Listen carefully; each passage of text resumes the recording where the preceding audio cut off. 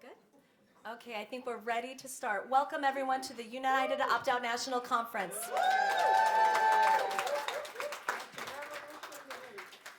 So I'm Peggy Robertson.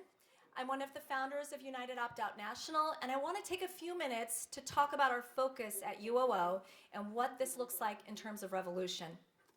The title of this conference is Transcending Resistance, Igniting Revolution, and we are going into our 5th year of work at UOO, and we've always kept a clear and very targeted focus on our end goal, which in simple terms is demanding and getting all for all children.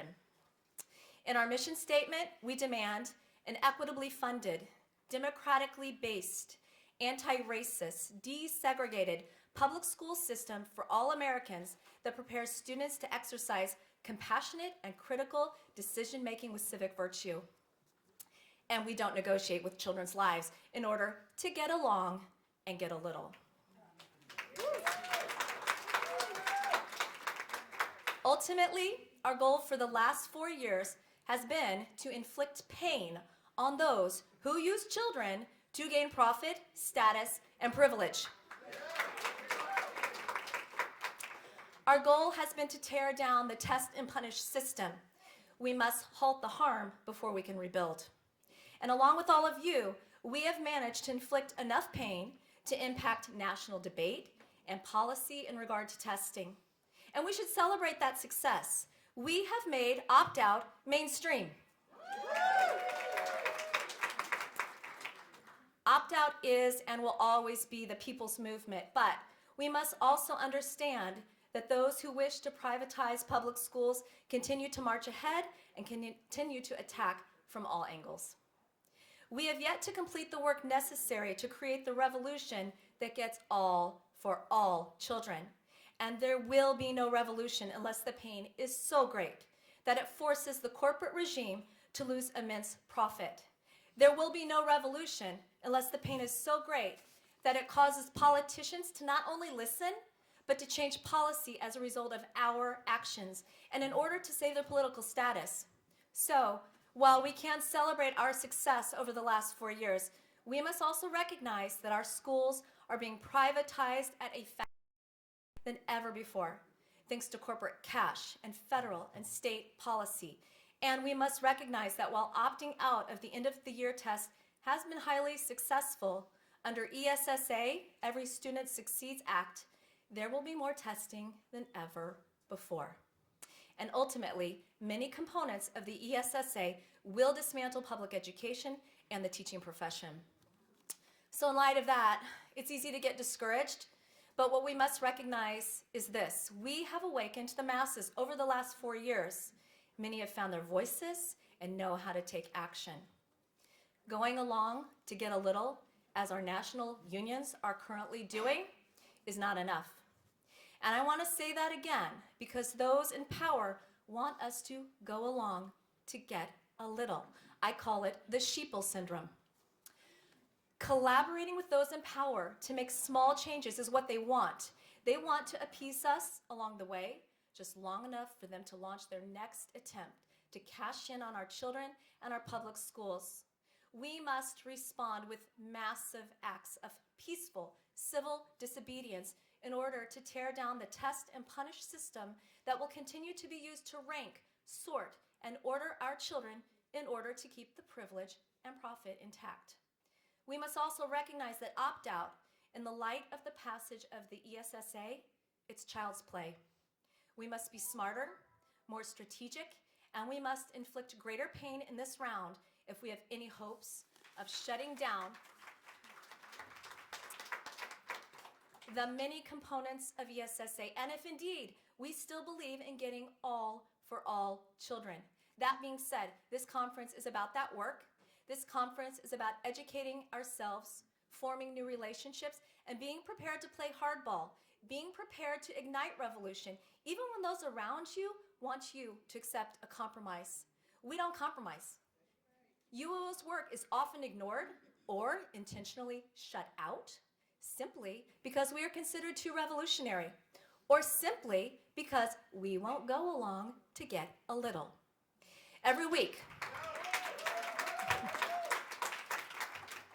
I get emails from activists who say to me, things are moving too fast. They ask, is there any hope? There is always hope. There is always hope for mass civil disobedience, just as we did with opt-out. There is always hope that the people will move forward with peaceful yet hard-hitting actions that demand all for all children while simultaneously tearing down an accountability system that is designed to profit corporations with no thought for the needs of our children. So I want to leave you with this last consideration. Do you want to save our public schools? And do you want all for all children? Well then, nothing short of revolution will get us there. And that is why we are here in Philadelphia today. Let's get this done. Solidarity, and thank you.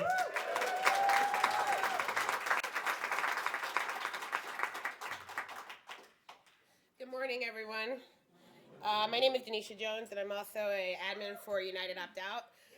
And so really briefly, to kick off the remarks, I wanted to talk about, I titled it actually, briefly, if you want people of color on your side, then you must start addressing systematic institutional racism.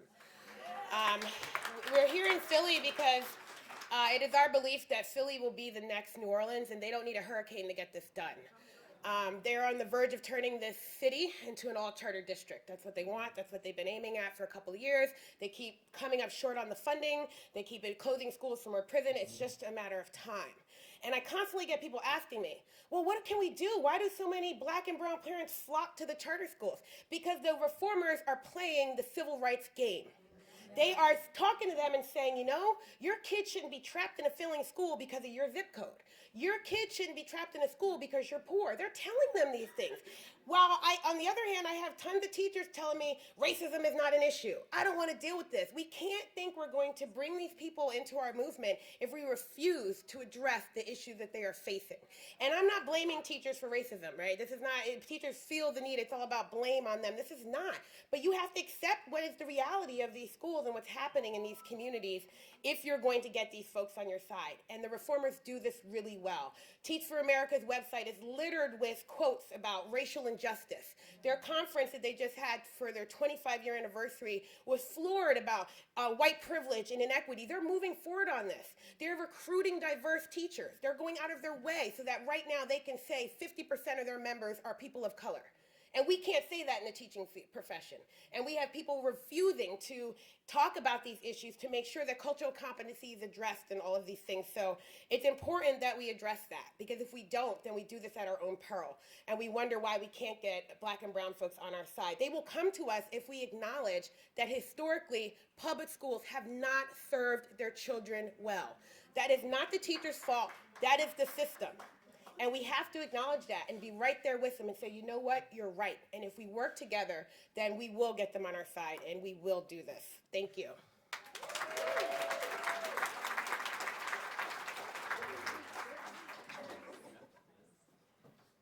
Buenos dias. I am Ruth Rodriguez, and I'm the, I've been labeled the troublemaker everywhere I go. So you've seen my post where I was coming out of the train station in North Station in Boston, and there's this peddler with a sign, and the sign read, "Please give anything you can so I can go and have my drink." I turned around and I went back and I said to him, "Here, I'm going to give you because of your honesty, because most peddlers, they have these sad stories. You know, I'm homeless, I'm this and that. And you can smell the alcohol in their breath." If the corporate profiteers, reverse Robin Hooders, would be honest and say, we're in this because it's a profit-making scheme that we know public education is. Instead, they'd say, oh, they want to save our children. Please, be honest. You want to save your pocket. That's what you are. You're using our children in experiment so you can increase your wealth. And so I'm wondering,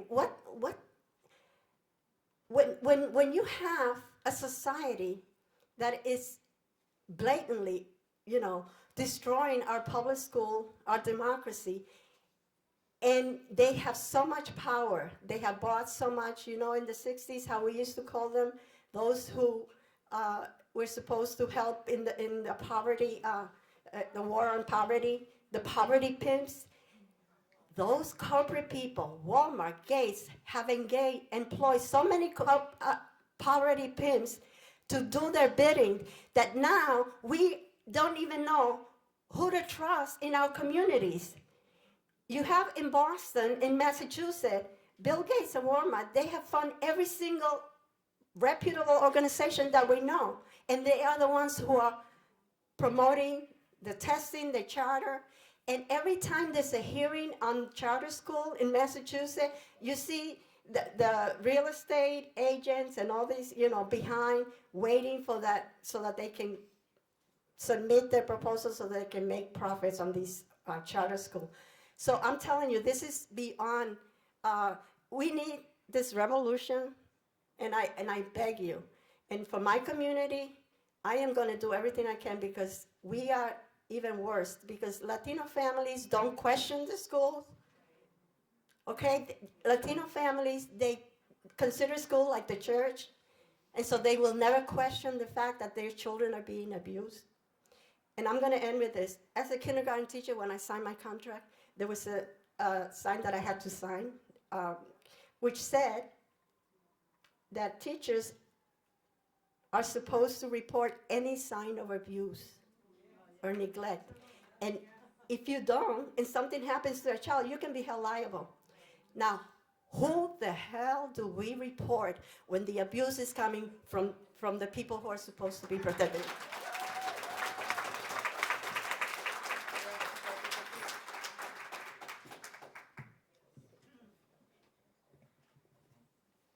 Good morning.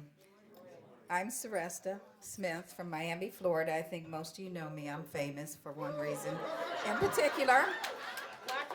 Okay. But anyway, what I want to also add is that when we look at the strategies, the techniques that we apply to try and organize communities to engage in direct actions, we have to acknowledge that it's more than just opting out of the test. With the new legislation, we see that it's a whole lot more than just opting out of the test. It's going to stop this egregious takeover of our public fund dollars that are going to private profiteering. In Florida, right now, we have 3 districts that have been targeted with Bill Gates money to implement computer-based education throughout their whole district. The funding is there. In my own district, when our union voted not to sign on to the Race to the Top district grant that would help incorporate this computer-based education in targeted schools in Miami-Dade County, we voted no. Our union leadership brought us back in to revote the right answer, okay? And as a result, we ended up with the iReady programs. And of course, that is computer-based education. If you look at some of the comments online that students have made in regards to this, one student in particular said, "I'd rather pour bleach in my eyes than to continue with this." The one other student said that, "When I do this, I don't understand what's going on, but I must be choosing the right answers because it gets harder and harder and harder," which is a part of the computer adaptive component. But we also have to recognize not only is it looking at the students' skills in terms of competency or benchmark instruction, which is a whole nother issue that I plan to address, because this is not the way you educate children. It doesn't lay schema. It doesn't put information in that they can attach new information onto, and that's why we are getting these kids that are functionally illiterate but can pass tests. But at any rate, the tests not only see where they're at with competency benchmarks, it also is collecting data on their behavior and their attitudes. And this is the sad thing that we have to fight. So when we look at this struggle that we're facing, it's not just shutting down that spring exam. It's shutting down all of the things that they're doing to market and send false information out to the community that this is the way we need to go with public education. We have to align ourselves with other groups. Ben and Jerry, Fighting Citizens United. We have to become partners. We have to partner ourselves with those civil rights groups that are on the wrong track right now. We have to re-educate their general populace so they can force their leadership to reverse track. We have to get them to understand taking this Gates money is not the answer to end the racism that exists in the United States. It's not the answer to fully educate your children. And we have to let them know there's a clear divide that they're making where they're going to skim certain non-whites off the top, give them quality education, have them in turn serve to disserve their own communities. We have to get them to understand how that works. And much of our leadership right now is that top cream. So anyway, one of the goals, again, is for us to diversify our attack against this takeover, to go beyond just opting out of the test, and to educate and organize communities to go beyond just opting out as well. Thank you.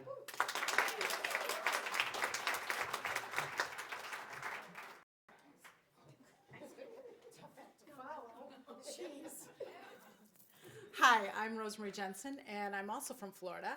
I come at this from several angles. I met everybody at the first opt-out because I have an ESC son.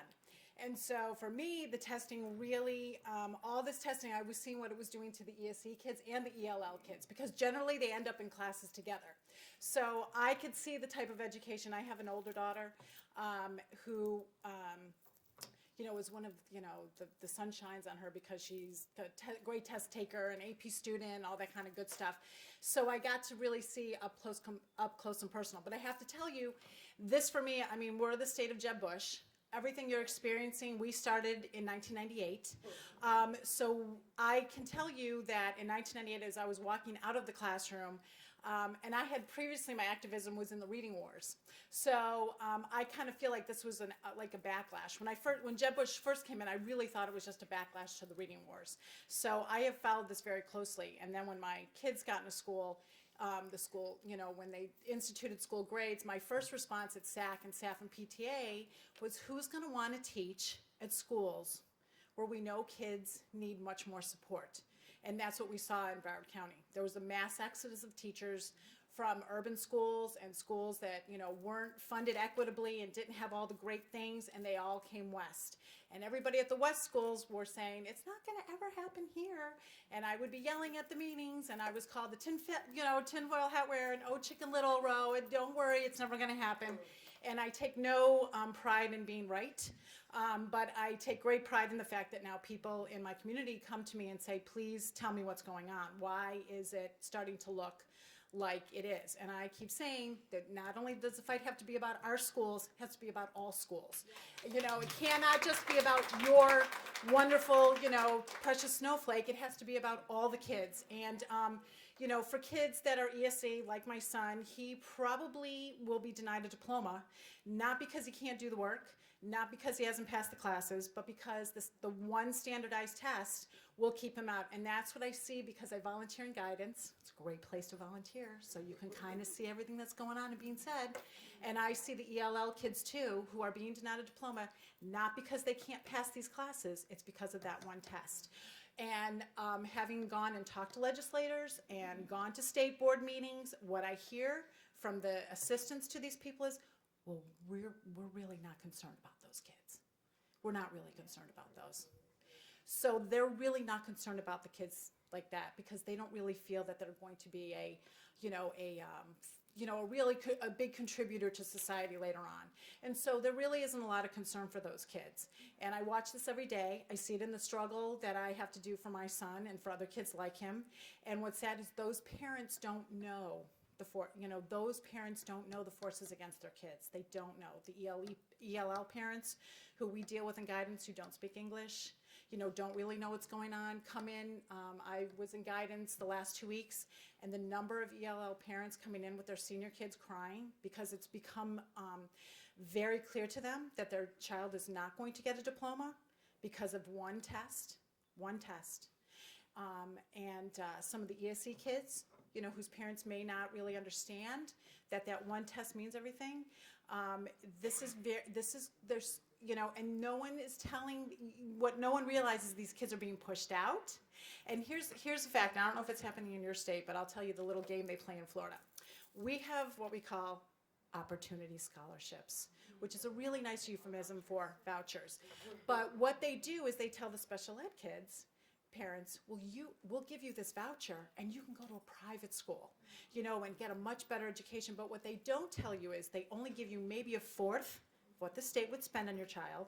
When you take that voucher to a private school, they don't have to provide services. So now they're at a school with their ESC child or their ELL child. There are no services unless you pay extra. I did that for a year because my son was going to be retained because of FCAT in third grade. Because I didn't know then what I knew now, what I knew a couple years later.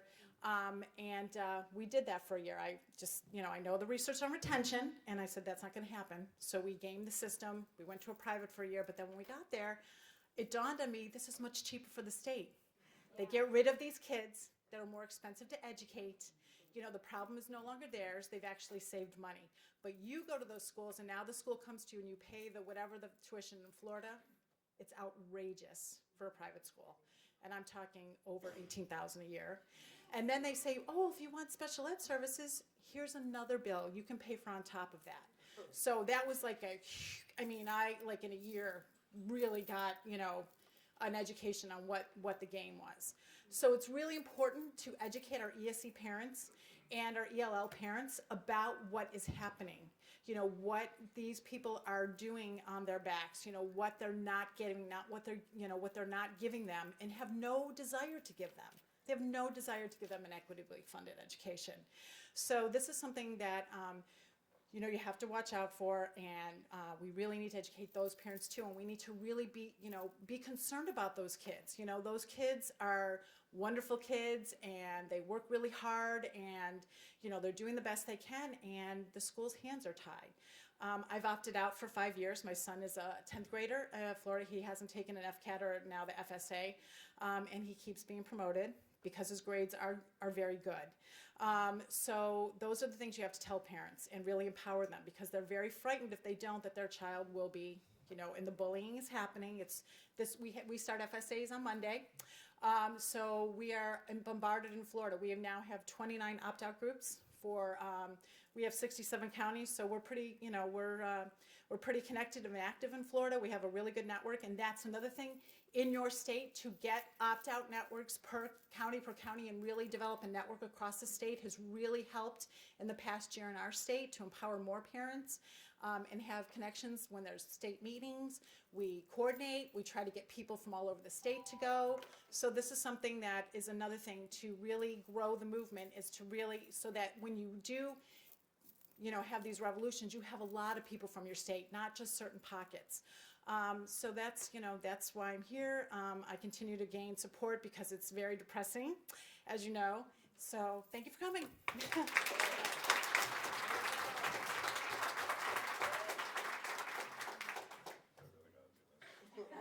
Quick, 2 minutes. Bienvenidos. If you know me, and most of you at least know my name, I'm Michael Pena. I am the newest member of the United Opt-out team. I do a lot of the social media work for United Opt-out, the Facebook and the Twitter feeds. I see it as a way to tell your story, and not necessarily ours. But I can't tell your story because you're here today. So I wanted to take a moment and tell you the story of one of my kids. I teach credit recovery biology for my school. We have our end of course test, and I teach those students who don't pass that test. So when I say that I am a test prep teacher, I am a test prep teacher. This is the story of one of my students from last year, and I kind of felt it important to share with you all, because I'm old now. She says, I'm currently taking the biology collection of evidence with Mr. Pena. I'm a senior at Mariner High School, and I hope to graduate this summer. I took biology my 10th grade year and struggled in the first semester. I managed to pass with a D. I began to realize that without the knowledge of this class, I wouldn't graduate. I started getting after-school help and paying more attention in class. I pulled through for myself and had a B+ by the end of the year. I took the biology end of course the spring of my 10th grade year, and I, along with my teacher, had high hopes for me. It was my junior year that I had found out that I had failed it by 4 points. I received a 396, and to pass, I would need a 400. If I didn't pass this collection of evidence, I will be the first ever in my family to not graduate high school. I have always made school a top priority, and I will never let that change till the day I graduate college. Having only approximately 4 months to complete this collection of evidence submission has put tremendous stress and anxiety on not only me, but my fellow classmates and my family. Graduation has been a dream of mine since I can remember. I've worked 13 years in my life in school, and just the thought of not walking with my class and receiving a diploma exasperates me. I can't imagine losing everything I've worked for one single test. I have sleepless nights and early mornings. I have woken up in hot flashes and tears from the thought of not passing the collection of evidence submission. I come into the classroom every day with my stress levels high and my patience low. I struggle to find the ambition I once had because I feel as if I have already failed. This test has defeated me, and I haven't even finished. I work a job to help support myself and my mom. I have to bust out 5 hours of work 3 days a week and 10 hours 1 day a week, along with 2+ hours of homework every night. I struggle to stay awake at school, but I manage. I know the importance of a high school diploma. Without one, I'm almost unable to find more work for, unable to find more forward in my schooling or the workforce. Not having a high school diploma could defer my life forever. I have dreams. Since I was old enough to talk, I have told everyone around me of my dream to be a teacher. I want to inspire those around me and give children the tools to succeed. I see potential in everyone, and I know that I want to help them reach it. I can feel the urge to become greater than I am now. I have made mistakes along the way, and I beat myself up for it still. I want to be something, and I need my diploma to do it. I want to make my mom, my grandma, my papa, brothers, sisters, and friends proud. And even more than that, myself. I need to graduate, and I want to graduate. So those are my kids. Those are your kids. And I love that you do what you do, and I ask you to continue doing it, please. Yeah, she graduated.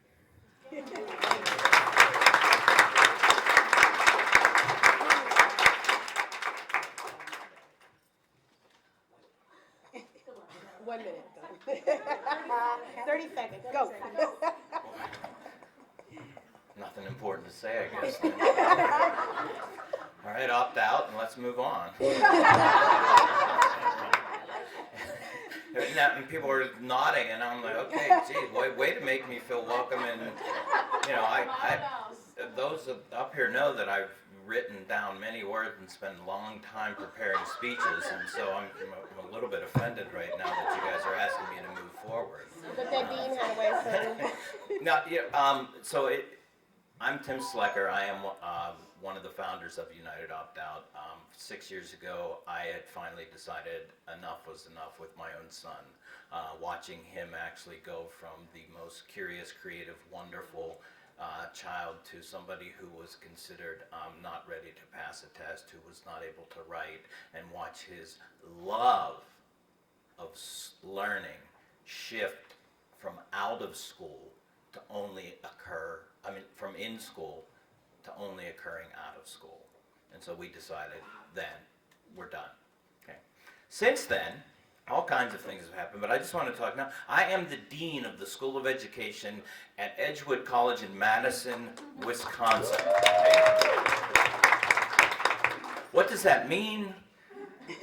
We don't know. Over the last 3 years, I have come to find out it means lots of things. However, what I am trying to keep in mind, and what I want to get out to anybody out there right now who's in any type of position, I took the job because I felt that leadership is one of the issues that we need to confront, and so having an opportunity to be a leader in a teacher education institution and to advocate for what's best for kids, or as we're going around right now saying, what are the schools our children deserve? Leadership is one of the things that they deserve. How many leaders are out there? When I talk about leaders, how many principals do we have in the building. Right, yeah. Right? Another one, yeah, Great. yeah, raise your hand. Superintendents? Whoa, right? Okay. Deans? Yes, you said, Okay. oh, you were here, sorry. That's my illustration of the problem. Okay? Leadership must stand up and start taking their place to make this stop. Instead, we see leaders who constantly are complicit in allowing the takeover of public schools. In fact, you will see them, as Peggy says, getting along. Okay? Going along, getting along. I'm sorry. That's not why you're my superintendent of the school district of my children. I'm sorry, that's not why you're the dean of the School of Education that is preparing a generation of teachers to go out and actually start the revolution that's going to make things better and provide the schools that our children deserve. Leadership has to be the ones that stand up also at the same time with all of you to make sure that we provide that. Okay? Hold your leaders accountable. Please, hold them accountable. Don't let them say, it's my job. No, as we said, our job is to make sure that children get what they deserve. If I am doing something that does not meet that standard, then I need to stop doing it and I need to get out of the way. Hold your leaders accountable. Please, bring more of them. And welcome and have a great time. And remember, what are the schools our children deserve? I will find you. All right, guys, we're going to get back to it. All right. I am honored today to introduce the first keynote of our conference, Chris Hedges. Yes.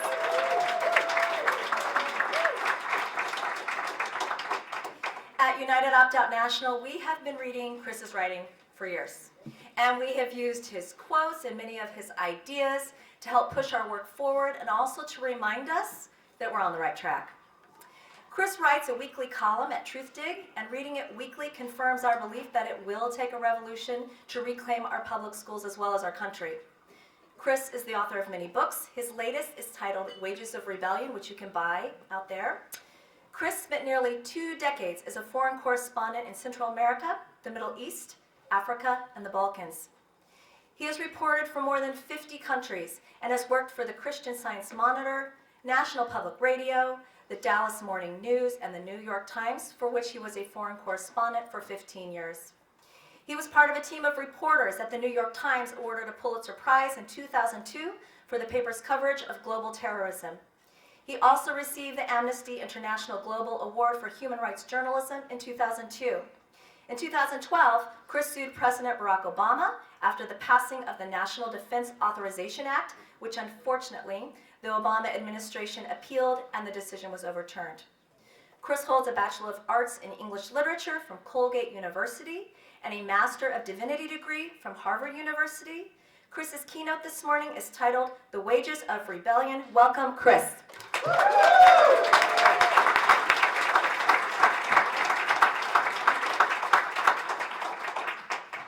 Thank you very much. I come here both as a teacher and as a parent. My youngest son enters 3rd grade in Princeton next year, and I have already told the principal that not only will he be not taking the standardized test, but I will be organizing every parent in that classroom.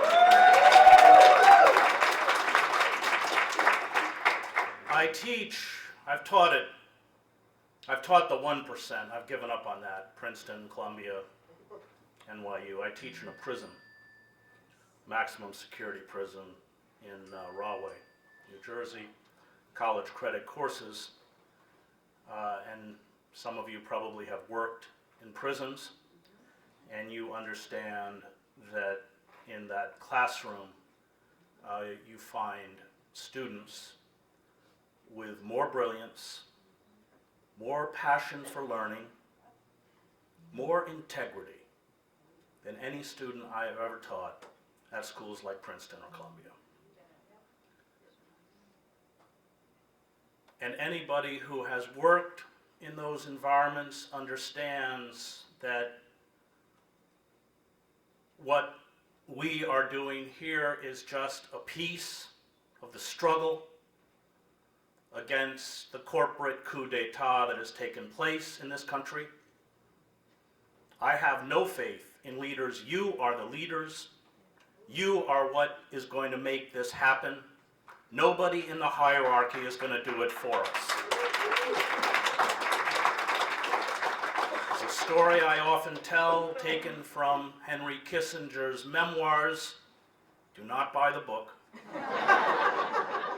It's 1973 or 72, I can't remember, 71, and there is a huge anti-war demonstration surrounding the White House. Nixon has taken empty city buses end to end as a barricade, and he's looking out the window, and he says, "Henry, they're going to break through the barricades and get us." And that is where people in power have to be, and we have to put them there.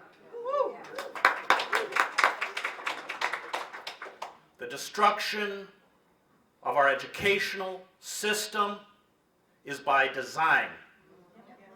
It is about destroying the capacity to think, to create, and to imagine. It is about slotting people, whether they graduate from Princeton and go to Goldman Sachs, or they come out of Camden, New Jersey, barely functionally literate, to work in a Burger King or stack shelves in a Walmart, for their place within the corporate leviathan. We have created at the upper tier a class of systems managers, people who have no idea because they're not educated. And I'm talking about Harvard and Princeton and Yale and the University of Pennsylvania. They know only how to serve the system. They do not know how to question the assumptions and structures that make that system work. They're technocrats, or as Ward Churchill calls them, little Eichmanns. And that's not a far-fetched analogy given climate change and what we face. These people, if left in power,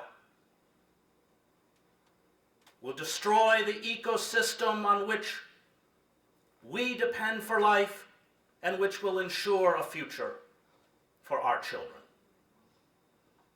And they will be removed from power only when we mobilize and organize and resist and refuse to play their game of neoliberal economics. And we challenge the most sophisticated security and surveillance system put in place in human history, and I covered the Stasi state in East Germany as a reporter.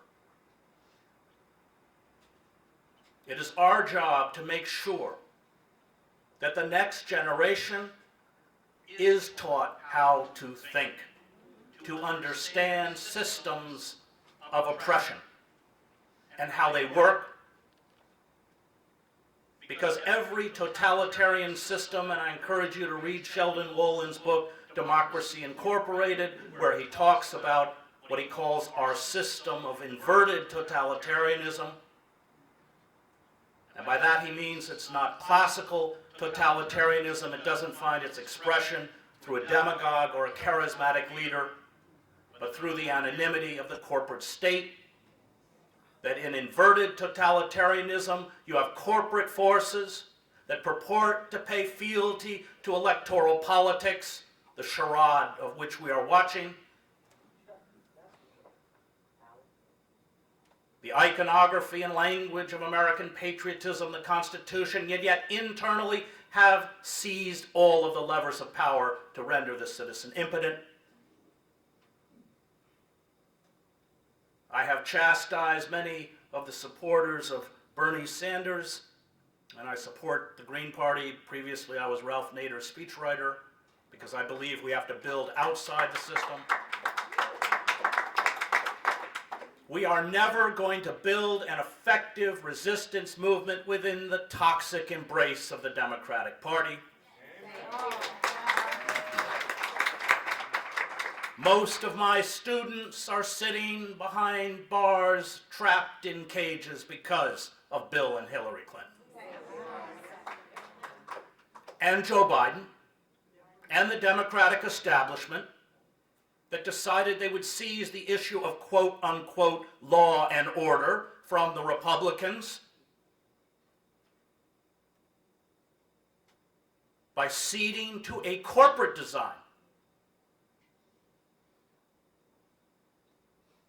to turn surplus labor, they call it, people without jobs who were not producing income for corporate entities on the streets of North Philadelphia, but once locked in a cage, could produce $40,000 or $50,000 a year for those corporations. People say the system doesn't work. They're wrong. The system works exactly as it is designed to work. And if you want to understand what the corporate state intends to do to all of us, go to a prison. Go to a poor neighborhood. 30 or 40% of revenue in counties, for instance in St. Louis County, are achieved by carrying out forms of state extortion against the poor. Fines for not mowing your lawn. Fines, I'm not making this up, in Ferguson for standing more than 5 seconds on a street corner.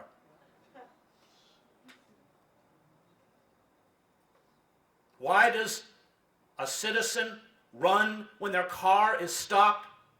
Because a taillight is out? Because there are warrants that they cannot pay, and they will be sucked right back into the system. Go on the website of Corrections Corporations of America, and they will tell you why they are a good investment. Because there is a 64% recidivism rate. And in those prisons and in those neighborhoods, the true face of the corporate predators are exposed. Everything has been privatized. Forget the issue of private prisons, they're there. But state and federal prisons have been privatized. Phone charges, courtesy of Global Tel-Link, are 4 to 5 times higher than they are for us on the outside. And the phone is the primary form of communication that incarcerated parents have with their children. Commissary prices have skyrocketed because they've been privatized.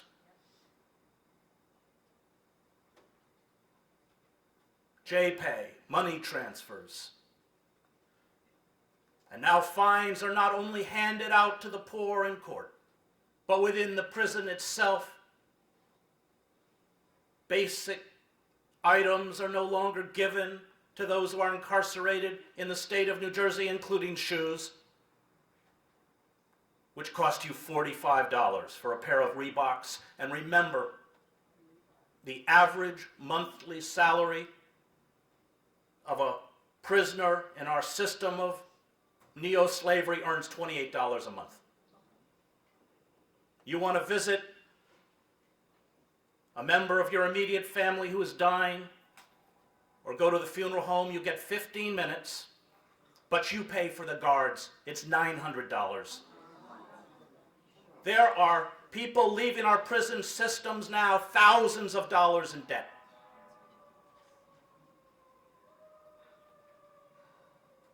And it's when you look at what these corporate forces are doing to the most vulnerable among us that you understand what they seek to do to all of us. Why are hedge funds going into marginal communities to start charter schools? It's not because they want to teach people how to read or write. It's because the federal government spends about $600 billion a year on education, and they want it. Every aspect of our life the animal agriculture industry, the media, which functions as courtiers to the elites,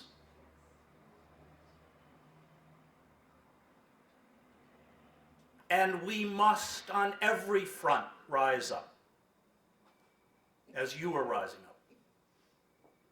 This is part of not just a national, but a global struggle. It is a struggle by the oppressed, whether in Tahrir Square, or Athens, or Madrid. This is our struggle. And one of the emotional impediments to my support for Bernie Sanders comes from having spent 7 years in the Middle East and most or much of that time in Gaza. The Palestinians are probably, arguably, especially those in Gaza in the largest open-air prison in the world, the most vulnerable, and I will not sell them out. It is time. It is time for us to stop deciding which of the oppressed it is convenient to support and which it is not. We will stand with all of the oppressed or none of the oppressed. Because the reach of imperialism, American imperialism, and the reach of corporatism is destroying lives in this city, just as it is destroying lives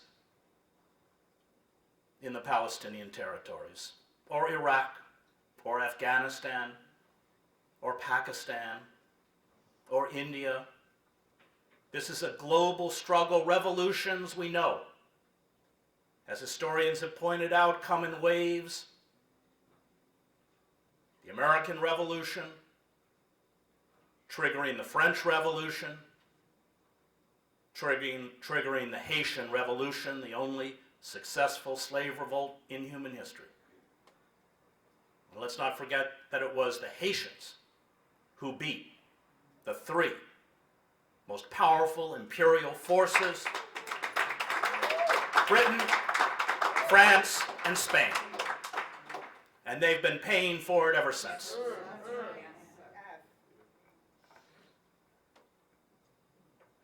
I want to talk a little bit about my students.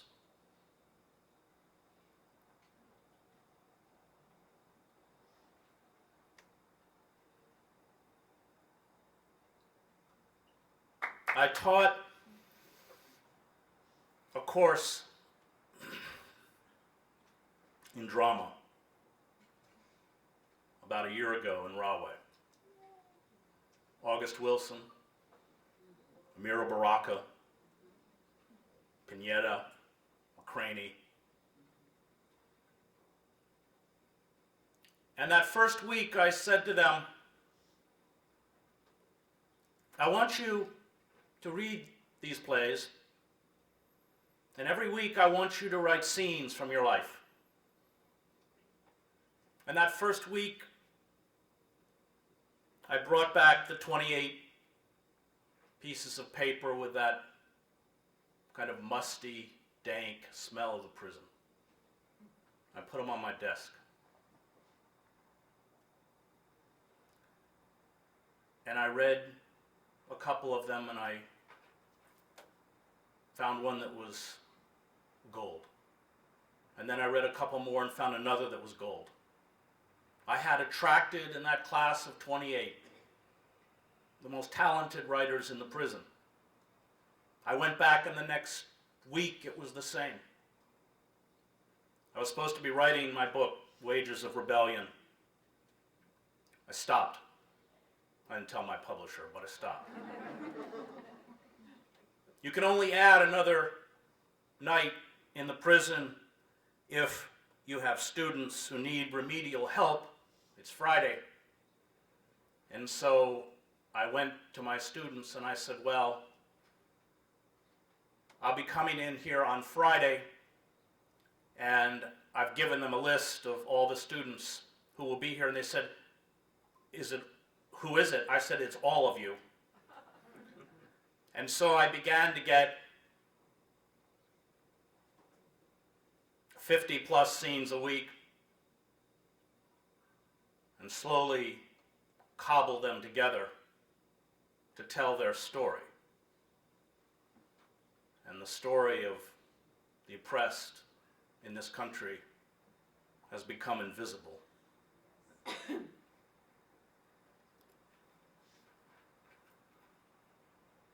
One week I said,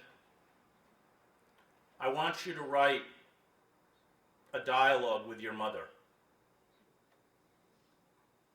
And one of my students came up to me after class and said, "What if we're a product of rape?" And I said, "Well, Timmy, that's what you have to write." And this is the autobiographical story he wrote. He's in a car in Peterson, New Jersey, where he's from, with his half-brother who has a weapon. It's not Timmy's weapon. They're pulled over by the police. The car is searched. If no one takes ownership of the weapon, everyone in the car is charged with weapons possession. Timmy says to the officer, "It's mine." And what he writes is the phone call to his mother from the county. And he says, "Ma, it doesn't matter. I was never supposed to be here anyway. And you have the son you love. That's why he's in prison."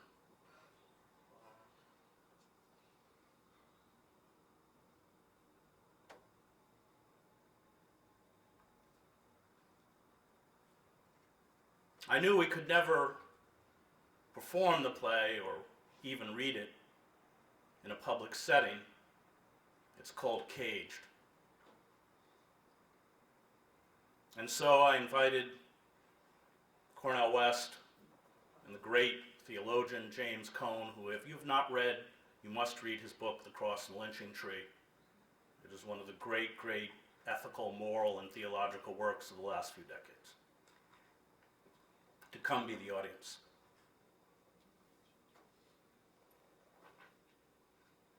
And when we got to the lobby, the warden was there, and the major, highest uniformed official in the prison. And he said, "Oh, you're not going to your classroom. You're going to the chapel." And when we got to the chapel, there was a phalanx of corrections officers standing in the back, in essence daring my students to read their words. And they all huddled together to decide what parts they could read and what parts they couldn't. And Timmy read his part. Although when the reading was over, I couldn't find him, and I said to the other students, "Where is he?" They said, "I think he's in the bathroom." And I went and found him huddled, shaking, weeping in the corner. We had one more night, and I brought in that script. Cornell and James were amazing. Cone grew up in segregated Arkansas, parents barely literate, spent his summers with a burlap bag over his shoulder picking cotton. Talks about being a young child, waiting for his father to come home because after dark, if you were a black man out on the roads in Arkansas, you might never come home. I watched him address and affirm my students in a way that was so powerful because he saw himself in them.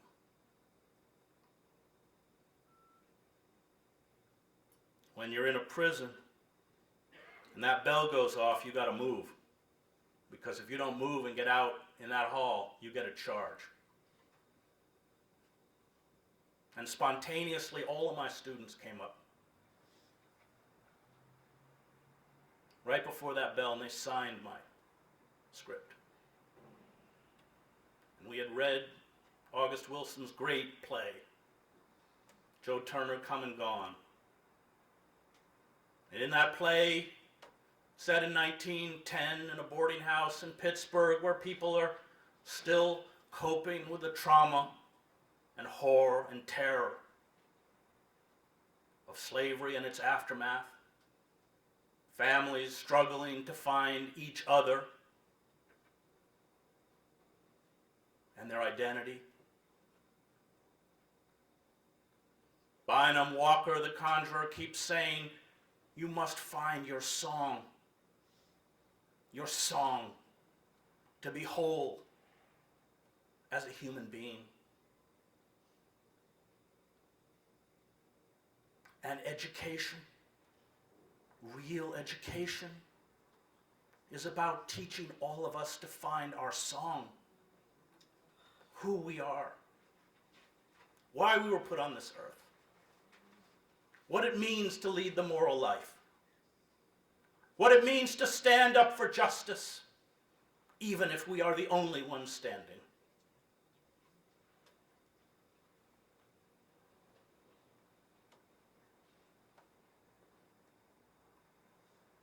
And I said to them, this is your song. And I don't know anything about producing a play, but I'm going to take your song to every theater director in New York. And I'm going to find someone who's going to make that song heard. And this fall, that play will be performed at the Culture Project.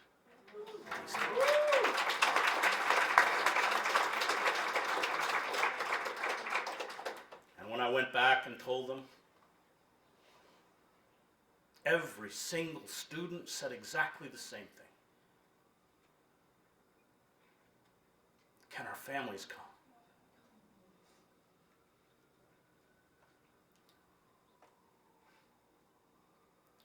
I said, I don't know how I'm going to do it, but there are going to be 2 buses in Newark on opening night, and your families are going to be there.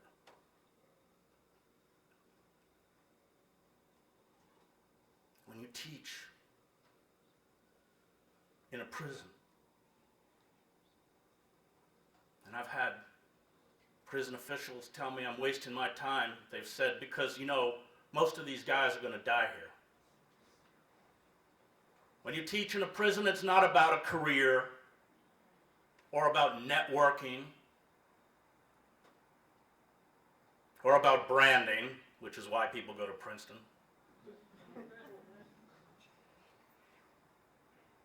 It is about the life of the mind.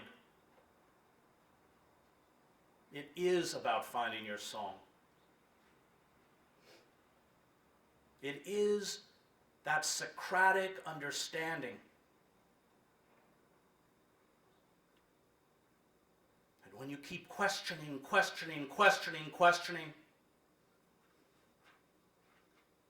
you will expose power for what it is.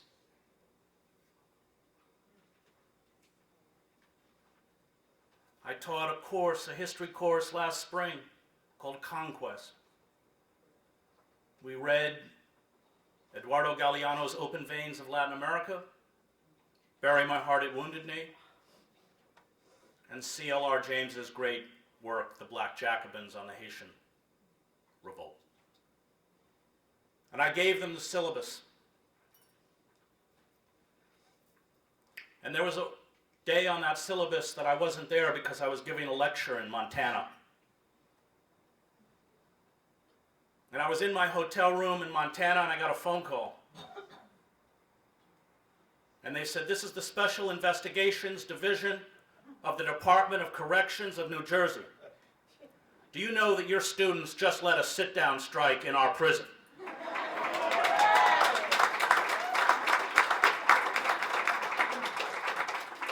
And we think you're involved.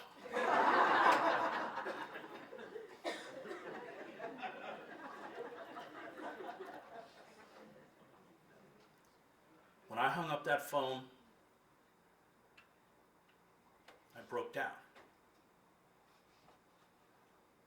Because they knew what was going to happen to them.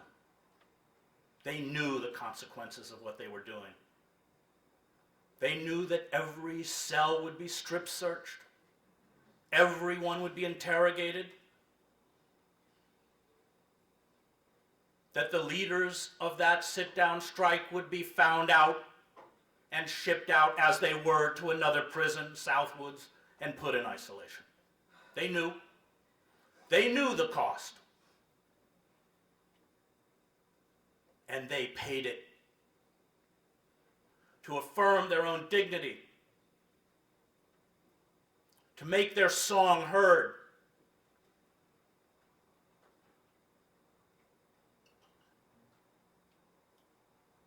My credentials were taken. I was told to report to a nondescript white house across the street from the prison for a talk, which means interrogation. What they didn't count on is that 20 years of a war correspondent meant that I had been interrogated by stupid cops all around the world.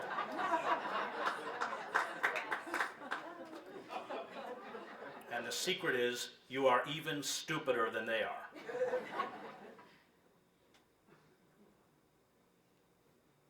And when I got back in that classroom, every one of my students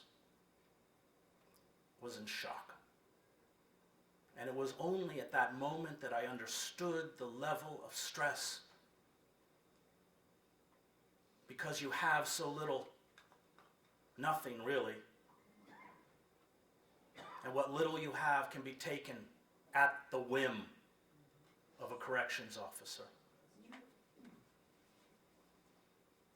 And people had trouble speaking.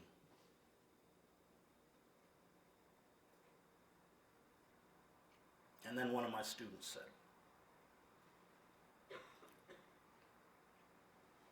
"Would you like a tea?" Now think about it in a prison. Getting a cup of tea. And he left, and he came back and gave me my tea.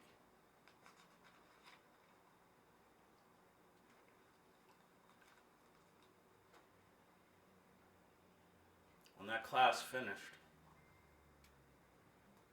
one of my students from Camden, across the river, who, at the age of 10, watched his stepfather beat his mother to death. His mother died. He cradled his mother's head on his lap while she died. He ran the streets.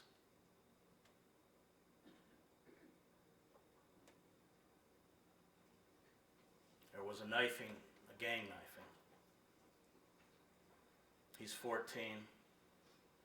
Police grab him, put him in a station, in a room, bully him alone to sign a confession, which, weeping, he finally does at 2 or 3 after being promised that he can go home. Spends the next 2 years, he's 14, on the upper floor of the Camden County Jail with the felons, brought to trial at 16.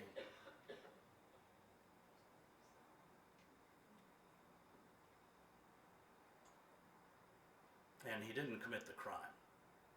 You'd be surprised how many people in our prison system did not commit the crimes.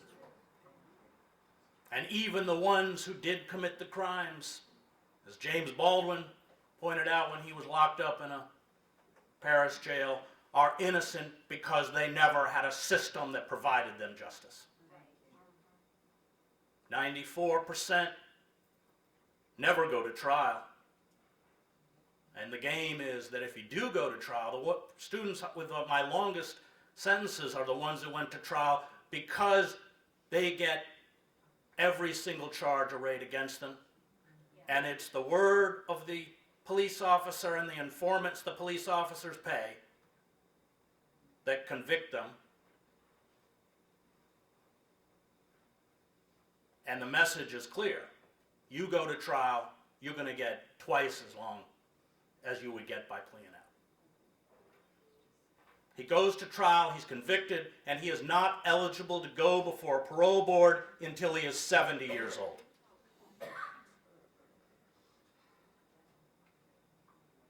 And the last day of that class, he waits till everyone leaves the room. And he's a student, if I mention a book, he'll get it and read it. And he says, I know I'm going to die in this prison, but I work as hard as I do so that one day I can be a teacher like you.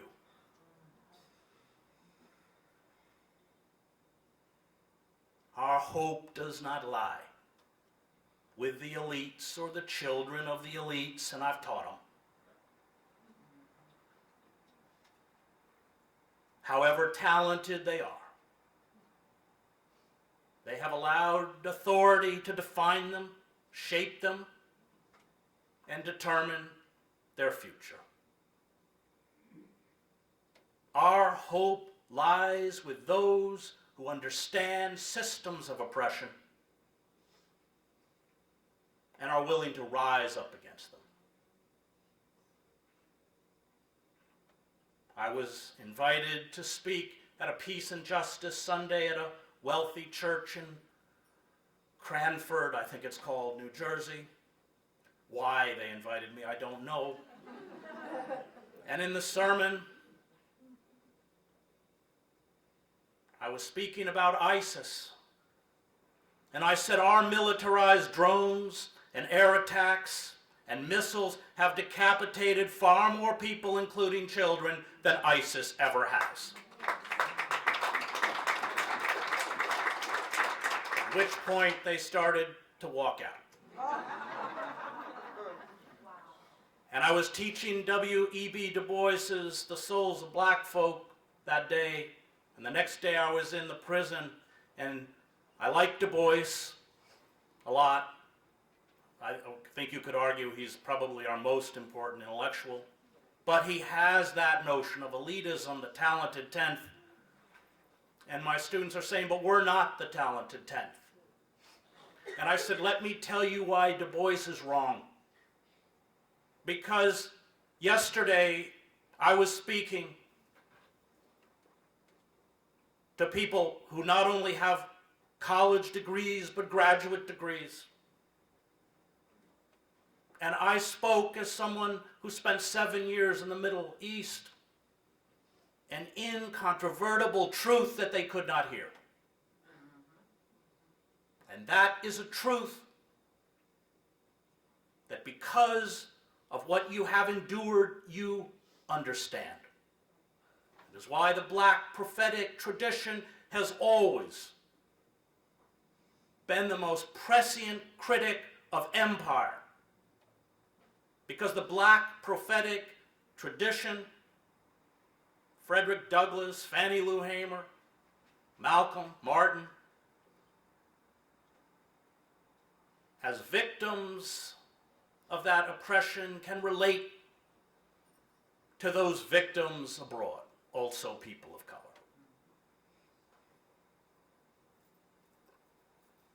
And all of our hope, if we are to save ourselves, and it will be a difficult struggle, will come not by investing our time in that upper tier of systems managers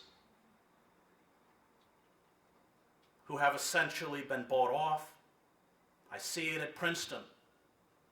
They're networking that first week, putting on their tuxedos and their ball gowns to go off to the eating clubs, robbed of their childhood.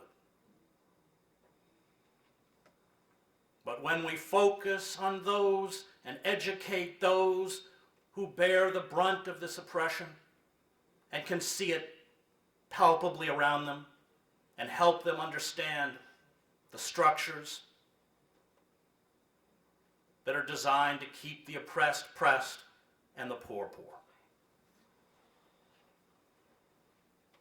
That is where our hope is. That is why I teach in a prison. Because some of them are going to get out. And they're going to get out with an education.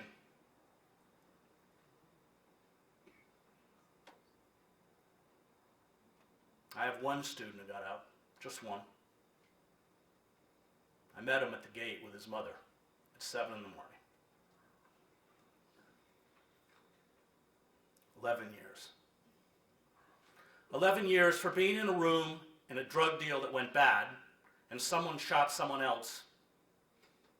He had no foreknowledge, indeed did not want it to happen, and he was locked away for 11 years.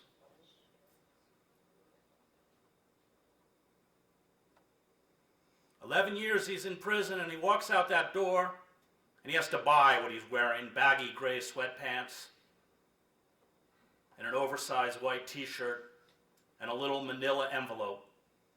The library that he had amassed, 100 books in his cell, he was not allowed to take out with him. And the first thing he says to me, after 11 years in prison, is, I have to rebuild my library.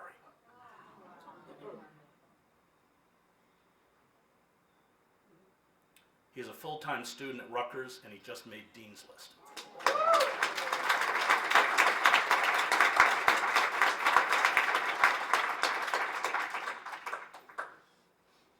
I'm not going to sugarcoat that world out there for you. These people are going to play hardball. But it's people like him who give me hope.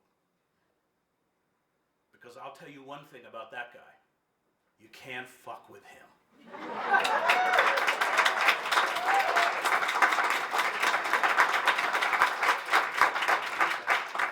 And because he is so bright, when Cory Booker, I won't get into Cory Booker, decided to have a meeting with the ex-offenders at Rutgers, they picked Boris as the representative, and he ripped him up one side and down. And when Barack Obama came to visit and was going to have a meeting with ex-offenders, they picked Boris again. But the FBI said, there is no way Boris Franklin is going.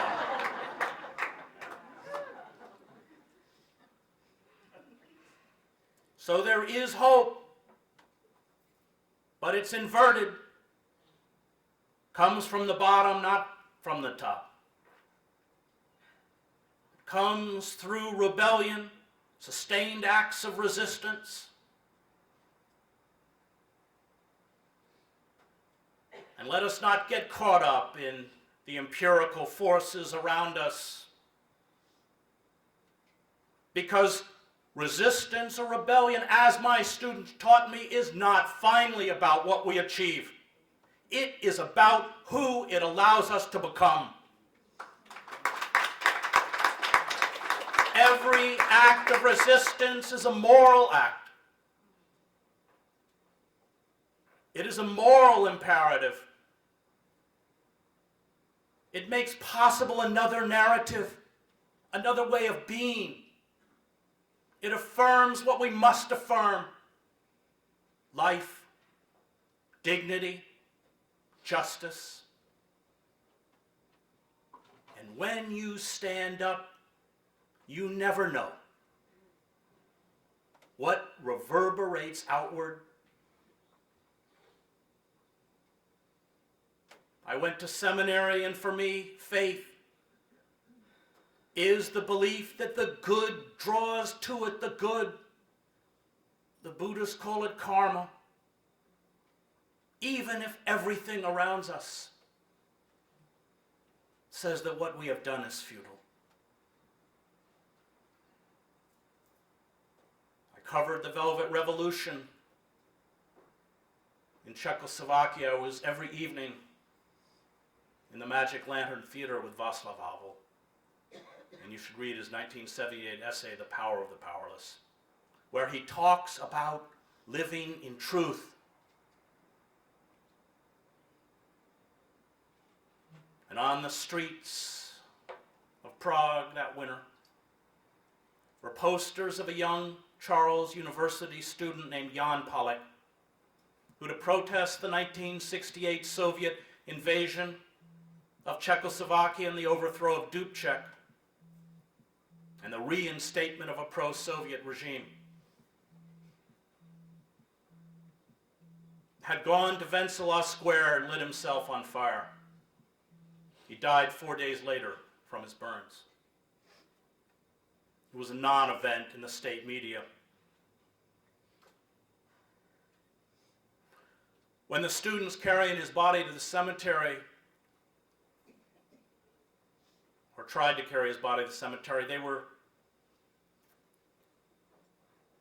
funeral procession was broken up by the police. When his grave became a shrine, his remains were exhumed and cremated, and his ashes were given to his mother, and she was told that she could not rebury them. 2 weeks after the communist government fell, 10,000 people marched to Red Army Square, and they renamed it Jan Palek Square. I was in Wenceslas Square with 500,000 Czechs.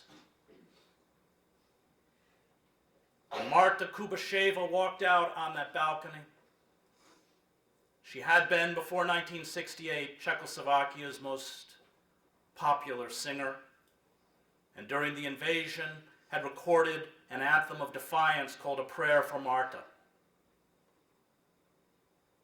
And when the pro-Soviet regime was installed, her entire recording stock was destroyed. She was banned from the airwaves, and from 1968 to 1989, she had worked on an assembly line at a toy factory.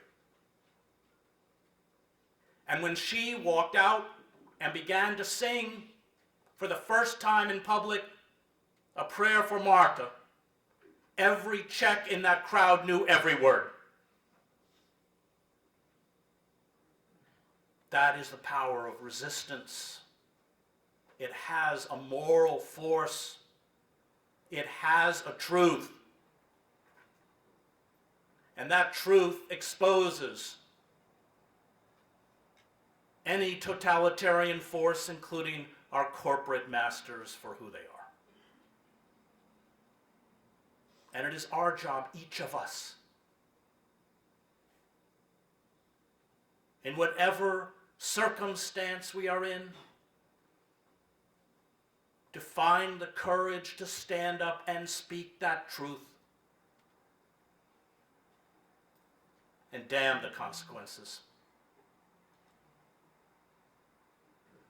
And when you speak that truth, that good, it draws to it the good. There you go.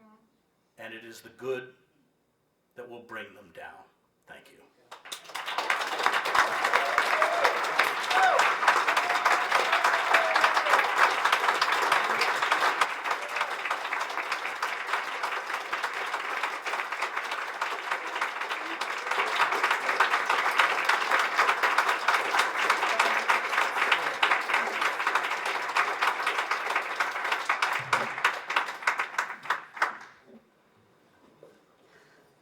We've got about 10 minutes for questions, so if you have a question, raise your hand and talk loud, okay?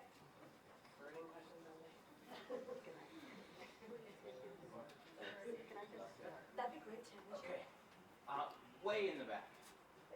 Fran. I just want to say, I think you're correct that the teaching in prisons matter because of people who leave prisons, but I also want to say that there's a community of people in prison, so your teaching in prisons matter because of the people that are still in prison. Yes, that's a good point. And I actually taught here in Trenton this fall. I taught Chekhov. And at one point I had all of my class up there reading The Cherry Orchard. But you're right, and in Trenton there is no college program because the Department of Corrections says these people are never going to get out.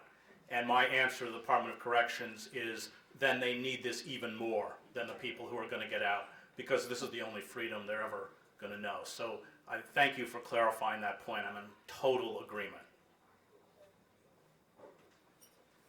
Sir?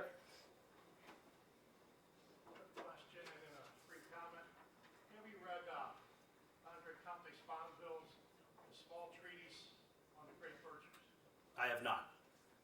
I suggest that you do. Okay. And in that, he speaks of fidelity to truth.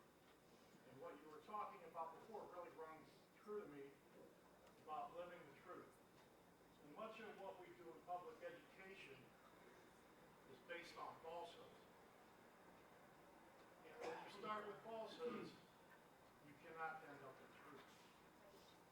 That's my sheer chance. So, I say, I think you'll find it very enlightening. Thank you.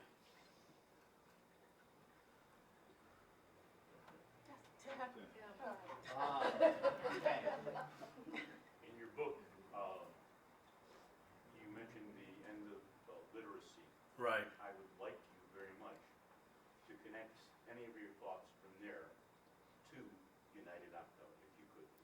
Well, I wrote a book called Empire of Illusion, The End of Literacy and the Triumph of Spectacle. All totalitarian societies are image, spectacle-based societies, emotionally driven. Societies that eschew ideas and denigrate not only ideas, but those people throughout the strata of society that care about ideas. So I try and personally build walls between myself and the electronic hallucinations that bombard us. So I don't own a television, I don't tweet, I don't have a Facebook page, I don't have a web page. I try and read, and I encourage my students to read 2 to 3 hours a day because I don't want to speak in the language, especially as a writer, that they give me. And however effective the internet is in disseminating articles, you're really not going to understand the nature of capitalism unless you read Karl Marx. You're not going to understand the nature of our political system unless you read Sheldon Wolin. I'm, by the way, teaching Sheldon Wolin's Politics and Vision in the prison. That is the advantage of an illiterate society. The hierarchy has no idea. When they interrogated me, they had Bury My Heart at Wounded Knee, Eduardo Galeano, and C.L.R. James. Well, they obviously had read none of them, and they said something about, fomenting revolutionary ideas. I said, well, everything I teach is before the 19th century. I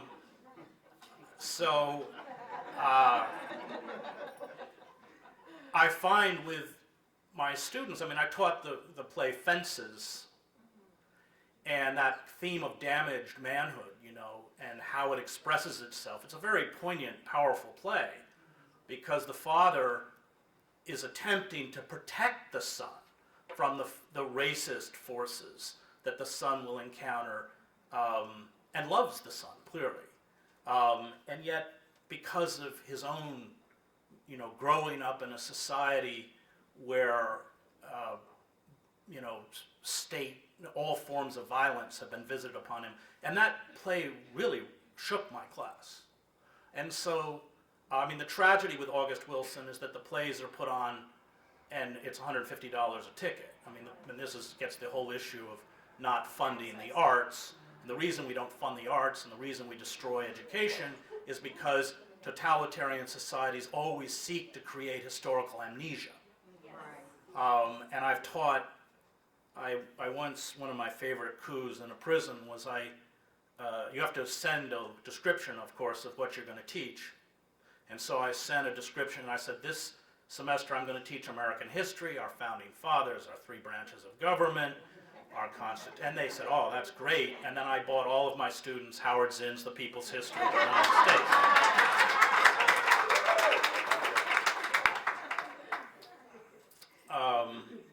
So I think, that if we're going to build a successful movement, we've got to go back and ground ourselves in the world of ideas, which is print. And one of the things that I've been doing with Cornel West and the great economist Rick Wolff is trying to resurrect traditional revolutionary theory. So we're doing talks on 10 great revolutionary writers. We did Thomas Paine here in Philadelphia. And then we did Karl Marx, which was humbling for me, with people like Rick Wolf. And we're doing Rosa Luxemburg in a few weeks. And we'll do Gramsci and we'll do Du Bois. And the ideas, these are all taped. C-SPAN has actually broadcast them, of all things. But the idea is that hopefully people will begin to read these works and understand that there are people that struggled in very similar circumstances against forces of oppression. And these are the voices that we have to connect to. But you're never going to connect with those voices by watching MSNBC. I want to get in the back. We are all extraordinarily grateful for the work that you're doing and the reminder of what it means for the large and the small battles that we're engaged in. It reminded me, and perhaps you can address this, it reminded me of how we need to come back over and over again to these battles. That one battle doesn't necessarily end the war, it barely begins the process. My name is Jonathan Pelto, I'm an education blogger out of Connecticut. Next door neighbor is Wally Lamb. 12 years ago, he went through an experience much like yours with the women at York Correctional. And what we saw then was eerily similar to what you experienced. Their work was confiscated. They were given chores so they couldn't go to the class. When it heated up, there was a charge of inappropriate contact that was leveled against him. It took us 6 months to get him back into the program.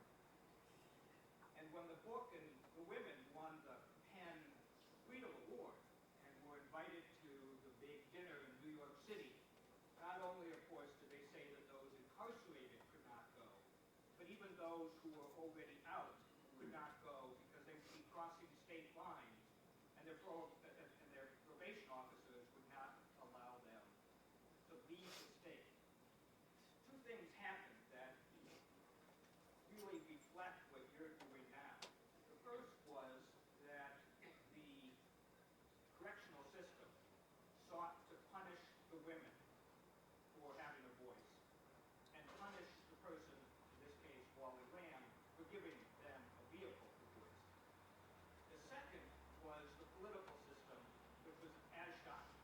The Attorney General at the time used a little-known statute that was meant to go after people who had won the lottery in prison. And the statute allowed them to charge the prisoners for all of their costs of incarceration. One of the women who was there basically for life had been beaten up over and over again and finally responded by killing her husband. The Attorney General filed a lawsuit against her for $235,000 in order to get the $5,000 that was her share of the Penn Award. It wasn't until 60 Minutes decided to do a piece that we began to see the change.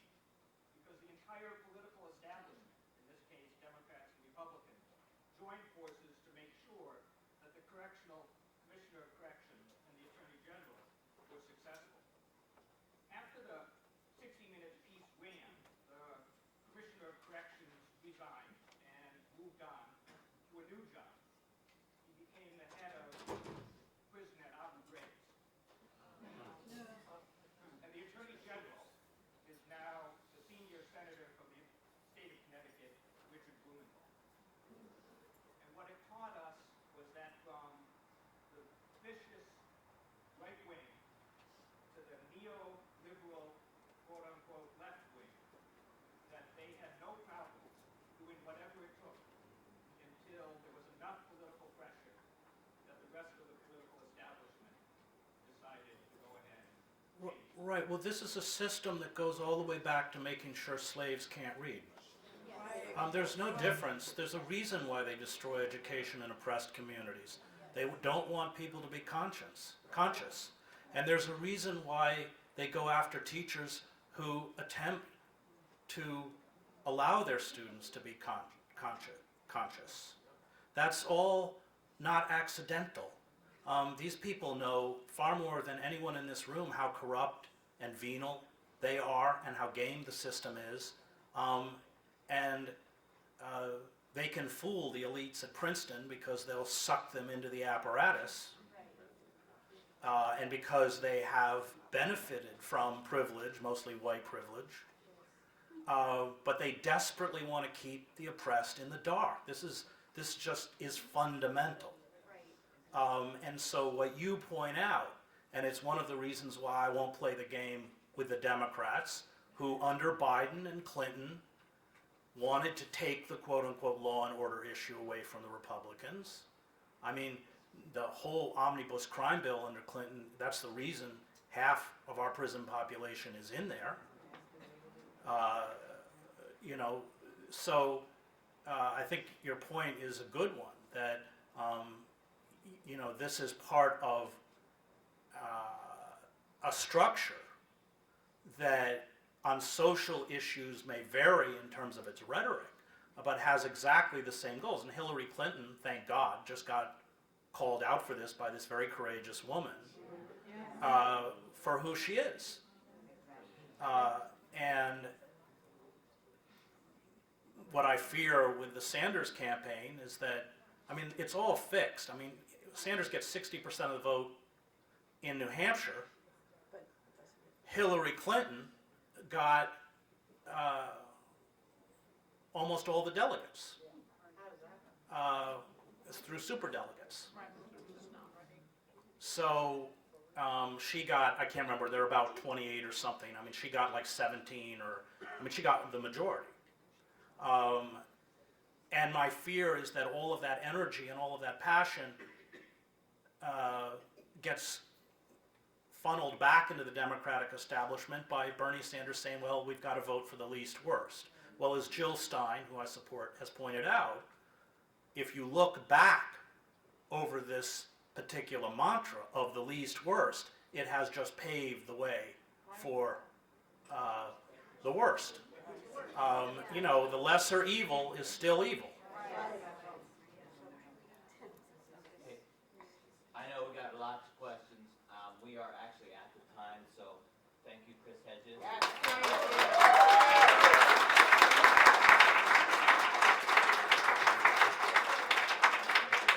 All right, I almost started yelling, preach, man, preach, woo! Okay, so folks, we're getting ready for our breakout session, so here we go. In this room is going to be community empowerment, parents, teachers, students, and citizens. We have some wonderful Philadelphia parents and community activists who are going to maintain that session in this room. This is the South America room. Then we have a book talk with Ricardo Rosa and his brother, and I'm sorry, I don't know how to pronounce your first name, so I'm going to say his brother, Mr. Rosa. They are going to be in the Europe room, which I believe is the one right across from where we were in the lounge, the Australian lounge. And then we have a higher ed teacher education breakout, and that's going to be in the North America room. That's a good question. North America? I think it's on this, I think it's in front of us here on this side. Oh, it's behind us. Sorry, it's the one right behind us. It's North America. Europe is across. So also, please note, after the breakouts, we go directly to lunch. There are many places in the area. And then we're back in this room at 1 o'clock for our first panel on global privatization. Thank you.